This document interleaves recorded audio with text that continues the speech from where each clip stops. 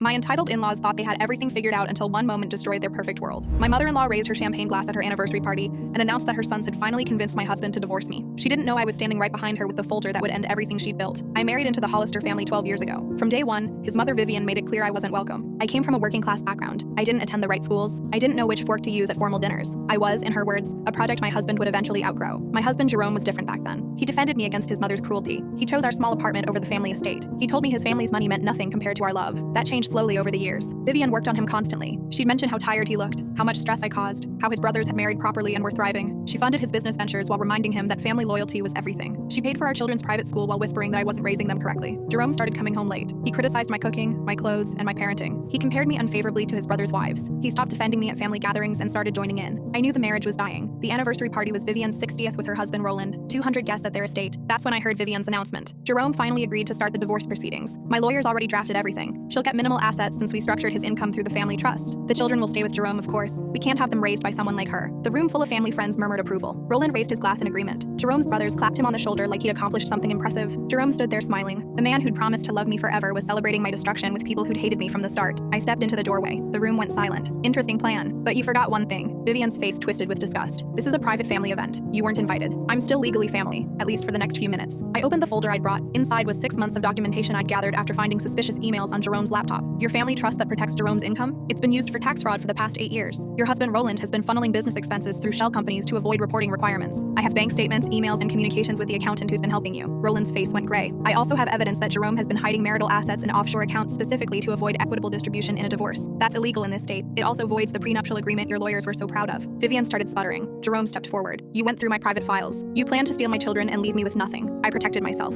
I turned to the room full of witnesses. The divorce will happen, but it won't go the way you planned. I've already shared this documentation with my attorney. Tomorrow it goes to the IRS if we can't reach a fair settlement tonight. The party ended very quickly after that. The settlement negotiations lasted 2 months. I received the house, full custody, substantial child support, and a significant portion of assets they'd tried to hide. The prenuptial agreement was voided due to fraud. Roland faced a tax investigation that cost the family hundreds of thousands in penalties and legal fees. Jerome moved back into his mother's estate, explaining to his social circle why his marriage really ended. The story Vivian had crafted fell apart when court documents became public record. Last I heard, the Hollister family had to sell 2 properties to cover their legal expenses. Vivian stopped hosting her famous parties. Roland's business partners distanced themselves after the tax issues became known. Jerome sends occasional emails asking if we can work things out. He misses the children. He realizes he made mistakes. He blames his mother for pressuring him. I don't respond. My children are thriving. They see their father on scheduled weekends and come home telling me about how sad grandmother seems now, how the big house feels empty, how daddy keeps asking about me. I listen without comment. I won't poison them against their family, but I won't pretend either. Vivian spent 12 years trying to destroy me. She thought her money and connections made her untouchable. She thought I was too weak and common to fight back. One moment they were celebrating my downfall. Next, their world was gone. Some lessons cost more than others. The Hollisters paid full price.